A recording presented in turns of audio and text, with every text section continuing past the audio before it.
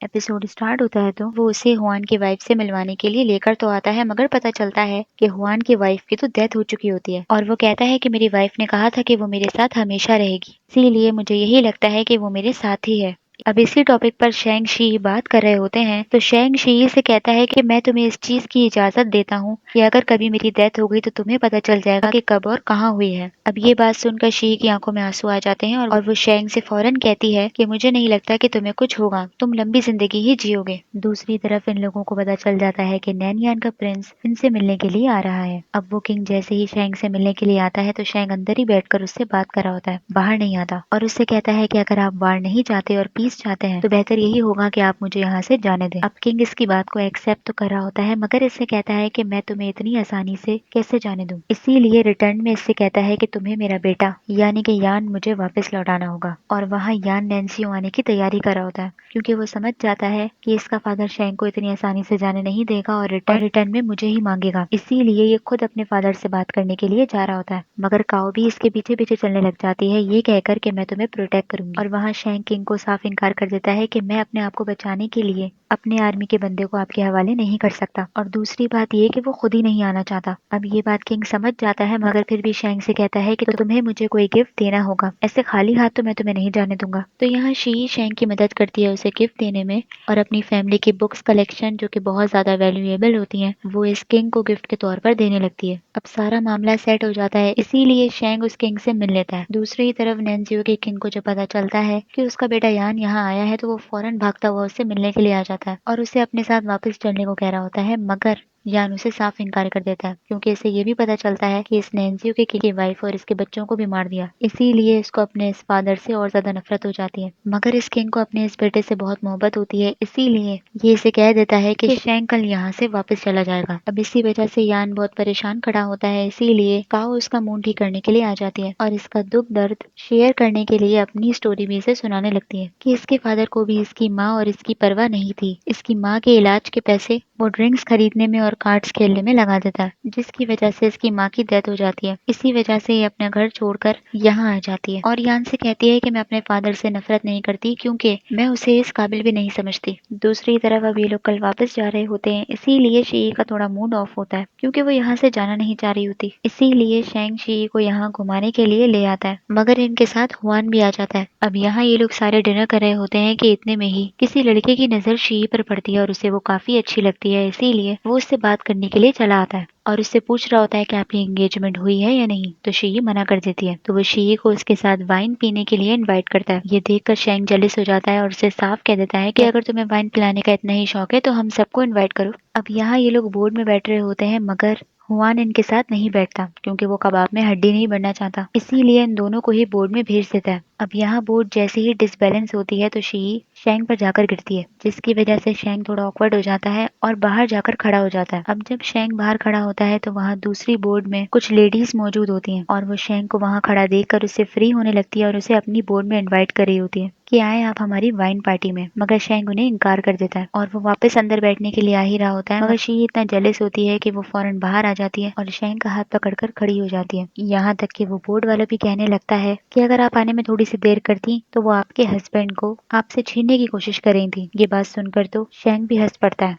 साथ ही साथ वो शी को वाइन भी दिलाता है, मगर शी की वाइन तो पहले ही खत्म हो जाती है, इसीलिए शेंग उसे अपनी यूज की हुई वाइन दे देता है। अब जैसे ही शी और शेंग वापस आते हैं तो शी से मिलने के लिए दोबारा से वो शख्स आ जाता है जो कि शी को अपने साथ वाइन पीने को कह रहा था, मगर अब ये यहाँ शी से सॉरी बोलने के लिए आया होता है क्योंकि इससे मालूम पड़ जाता है कि ये वेस्टर्न स्टेट के किंग के साथ यहाँ आई हुई है और शी की अपनी फैमिली का नाम भी बहुत बड़ा है। मगर ये शख्स फिर भी हार नहीं मान रहा होता और शी को शादी के लिए प्रपोज कर रहा होता है, इसीलिए अभी भी पूछ रहा होता है कि आपकी एंगेजमेंट हुई भी है या नहीं। मगर अब शी सबके सामने साफ कह देती है कि मेरी एंगेजमेंट तो नहीं हुई भी, मगर मेरे दिल में पहले से ही कोई और है और वो अब नहीं निकलने वाला, और वो शेंग की तरफ ही देख कर जाती है। दूसरी तरफ शेंग ने जो कसम खाई होती है कि वो कभी शादी नहीं करेगा, ये बात सोचकर अब वो खुद पछता रहा होता है और हुआन ये बात समझ जाता है, इसीलिए उससे यही बात कहता है कि तुम अपनी कसम को पछता रहे हो ना। मगर शेंग कहता है कि मैं पछता रहा हूँ या नहीं ये बात मैं तुम्हें नहीं बता सकता क्योंकि सच बोलना ही दुनिया का सबसे मुश्किल काम है। अब इतने में ही बहुत तेज बारिश होना स्टार्ट हो जाती है और शेंग सीधा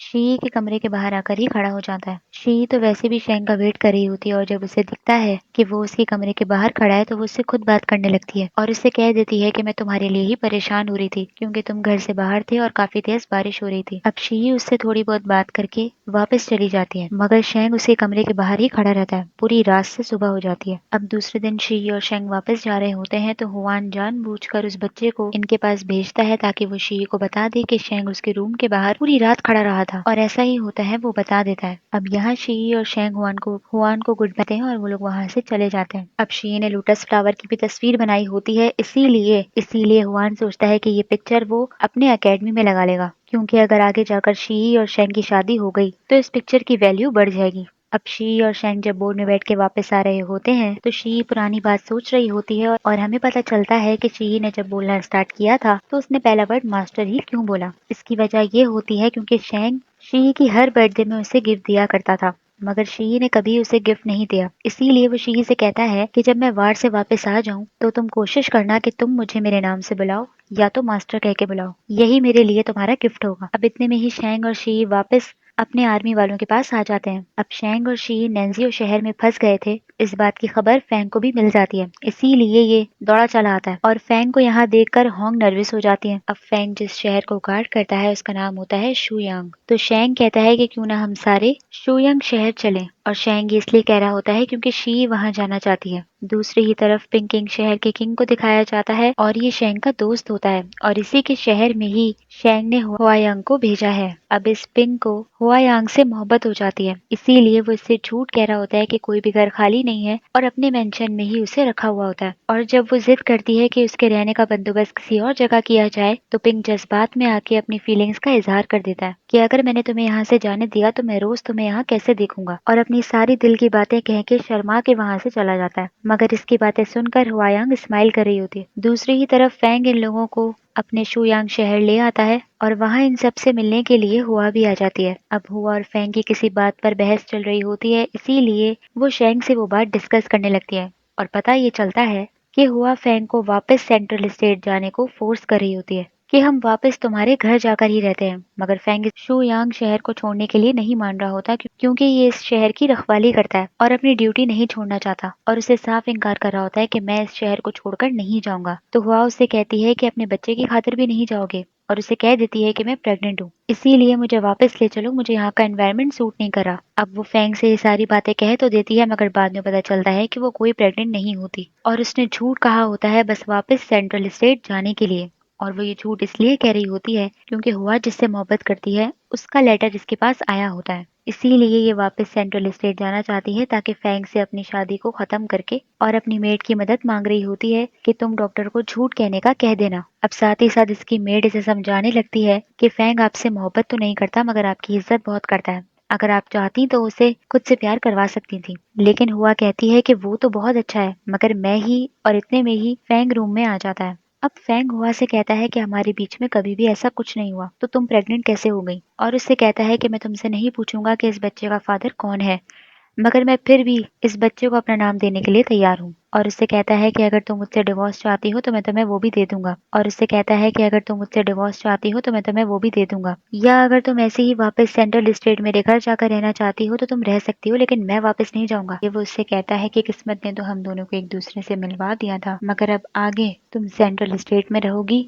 और मैं शुयांग में रहूंगा और ऐसे हम एक दूसरे से कभी नहीं मिलेंगे। अब दूसरी ही तरफ फैंग सबके सामने आकर बता देता है कि मेरी वाइफ प्रेग्नेंट है, इसीलिए मैं उसे सेंट्रल स्टेट छोड़कर वापस आ जाता हूँ। मगर शेंग उससे कहता है कि तुम्हें अपनी वाइफ की केयर करनी चाहिए इसलिए तुम वहीं रहो और जब तक तुम नहीं आते तब तक तुम्हारी यहाँ जगह होंग संभाल लेगी। अब शी को तो मालूम होता है कि फैंग और होंग एक दूसरे को पसंद करते हैं, इसीलिए उन दोनों को देखकर ये और उदास हो जाती है। अब शेंग शी के सैड चेहरे को देखकर कहता है कि मैं तुम्हें यहाँ पर इसलिए लेकर आया था ताकि तुम अपने भाई फैंग से मिलकर खुश हो जाओ, मगर यहाँ तो सब कुछ उल्टा ही हो गया, तुम तो और उदास हो गई। इतने में ही शी शेंग से पूछती है कि अगर किसी को किसी से मोहब्बत हो मगर वो दोनों एक दूसरे के साथ नहीं हो सकते तो उनको क्या करना चाहिए। अब शेंग तो इस बात का कोई रिप्लाई नहीं दे रहा होता, इसीलिए शी कहती है कि आपके पास भी इस सिचुएशन का कोई हल नहीं है। तो शेंग कहता है कि ऐसा ही सवाल मुझसे हुआन ने भी पूछा था कि मैंने जो कसम खाई थी उसका पछतावा मुझे है या नहीं। शेंग कहता है कि मुझे पछतावा हो रहा हो या ना हो रहा हो मगर मुझे एक चीज का जरूर पता चल चुका है, कि मैं जो भी डिसीजन लेता हूँ वो सही होते हैं, काबिल होते हैं। और यही एपिसोड खत्म हो जाता है। तो आप लोग मुझे बताइए आप लोग को एपिसोड कैसी लगी। लाइक करना ना भूलिए, सब्सक्राइब भी जरूर कीजिए। Thank you so much.